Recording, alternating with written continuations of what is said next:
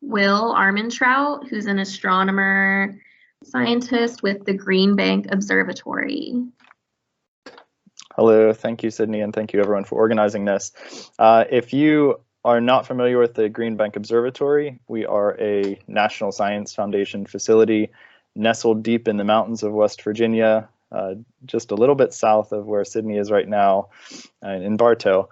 And the observatory has been in existence since about 1957. So for some history of it, after World War II, a lot of the powers who had good radar technology after the war was over, they didn't need to use that to find ships and planes, and they refocused it into the new field of radio astronomy. And so Green Bank actually was the first national observatory. And the reason it's in West Virginia, as opposed to out in a desert somewhere, is because for radio astronomy, you don't need clear skies like you think of if you go outside with a telescope at night. You can have clouds. What you can't have in radio astronomy is any sort of radio interference. So if you're around Bartow or Green Bank, you'll notice you don't have a cell signal.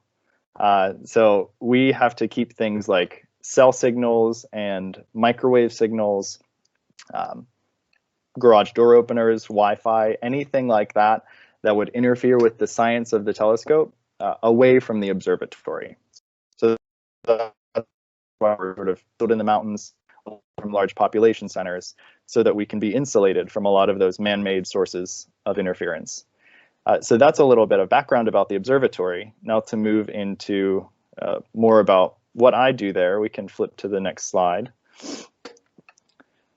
So like most people, it's hard to say what a typical day is. So I've compiled a few things from across my week here. My day might start with a 9 a.m. meeting where I meet with people from around the observatory to decide on our priorities for the week. Now, in Green Bank, there aren't just astronomers working there. It really takes a village to run an observatory. So there are astronomers, engineers, maintenance staff. We have a full cafeteria on site. It's really was designed in the 50s to be everything someone would want in their new life in the mountains of West Virginia. So we have a rec facility on site, for instance.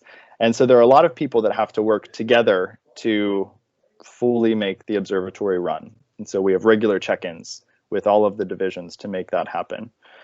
One of the great things that I get to do is work with visiting observers from around the world. And so that might take a couple hours every day where I'm on the phone or emailing with people who are in Germany and want to use the telescope, or in Australia and want to use the telescope, because we are open for anyone around the world to use. It's really a merit-based system. People put in proposals and the best ideas are observed with the telescope. And so that's one of my jobs, is to make sure that they get the best science possible out of the observatory. We have regular talks where people come to site. Recently, that's been more virtual, and give talks about their work that they've used the telescope for. And then I have my own science program where I can sort of run free with my own data. And for me, that involves studying big stars and how they can impact the galaxy around them, anywhere from 10 to 100 times the mass of the sun. So I have this listed as a 9 to 5, and a lot of people at the observatory do put in those hours, but as you can imagine, we can be called away at any time, day or night, to do observations or to fix bugs on the telescope. And so, again, I'll reaffirm, there really is no typical day for me or for anyone at the observatory. It's all just working together to make sure we keep moving forward as an institution. Let's move on to the next slide. So what did I do to get to Green Bank? I've laid out from high school onward here, but I guess something you could have before high school is that it seems like every other year I was given a telescope for a birthday present. And some of my parties in the summer were comet watching parties, things like that. So in high school, I took a lot of science courses and did a lot of STEM related extracurriculars to really experiment with what kind of science I was interested in. I knew I had sort of an aptitude for STEM, but was I interested in physics or chemistry or something like that? After high school, I went to Westminster College in New Wilmington, Pennsylvania, and I majored in physics with a math minor. I did some independent research with professors and then had an internship in the Army's night vision laboratory during college. And after college, I went straight to work on my PhD at West Virginia University, where I got my physics master's and PhD, and again did a lot of independent research with professors. It looks like that internship popped up in the wrong spot down there. But after I graduated with my PhD, going on 2.5 years ago now, I did a postdoc at the Green Bank Observatory. And what a postdoc is a temporary 2 to 3 year position that's usually meant to be a stepping stone between graduate school and a permanent academic position. And so I was in this postdoc where I did a lot of independent research and worked with visiting observers, and then a scientist position opened up. So I applied for that and was hired on full-time at the observatory. Next slide, please. So what skills and experiences are valuable in this position? As a few other people have mentioned, it's not necessarily technical expertise. That's very important if you want to get into science, but there are a lot of other soft skills that come together that can make you successful in your position. So for me, it's really critical that I'm organized and I don't mix up different people's observations. Really, we want to keep all of our visiting scientists happy with the services we're providing them. A really important STEM tool that I have in my toolkit is that I know a few different computer languages. A lot of my scientific duties are coding.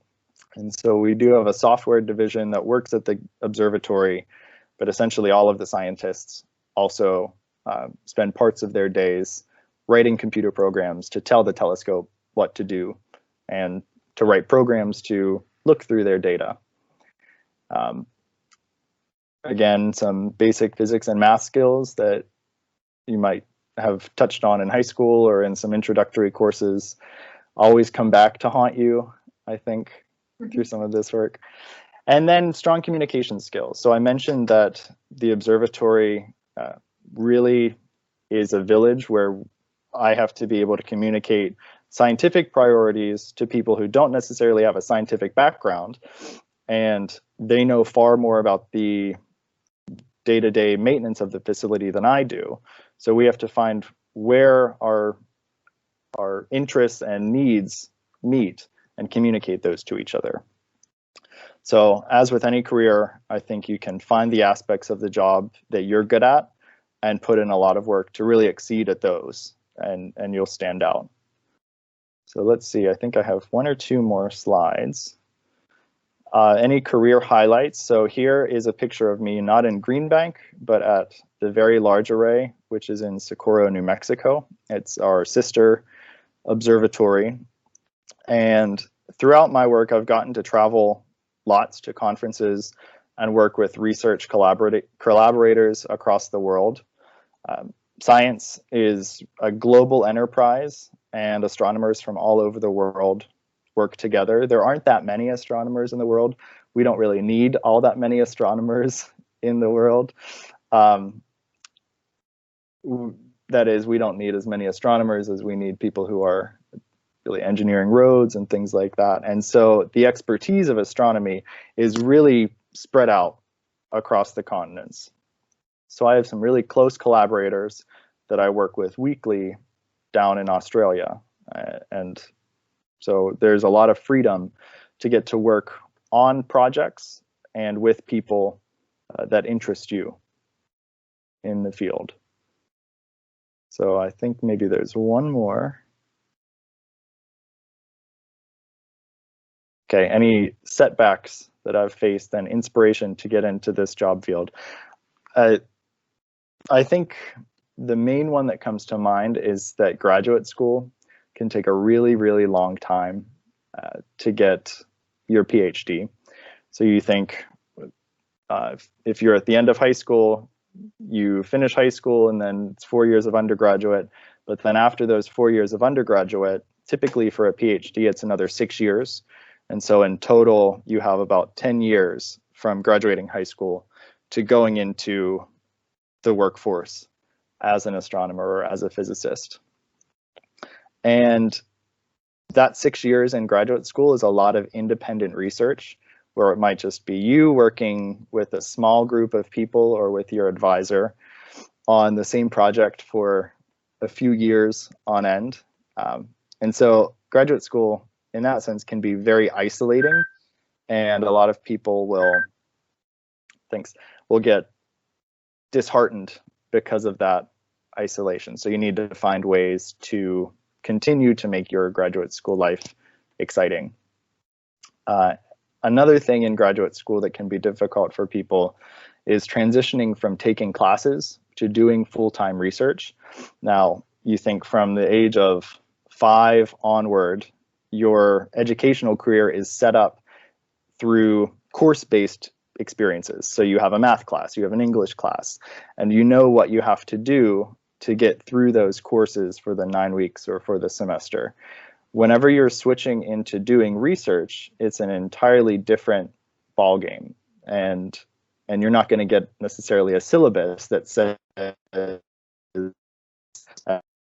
6 months, this is what you do to get an A in your research, right? It's a lot more independent, and you get to guide that research in whatever direction you want. So that can be really exciting, but it can also be a challenge. And so those are some quick setbacks or things that I think can be hard to get into the job field. I think that might be all that I was thinking about chatting with you about, but if you do have any questions, I would be very happy to talk through them. Are there any questions in the chat for him?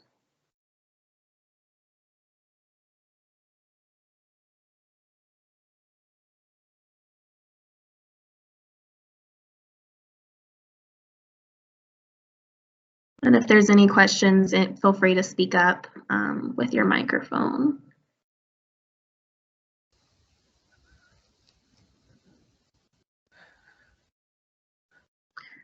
All right, well, I'm guessing that means we don't have any, but thank you so much for talking. That was really interesting. I've been excited to learn more about the observatory and about your career too.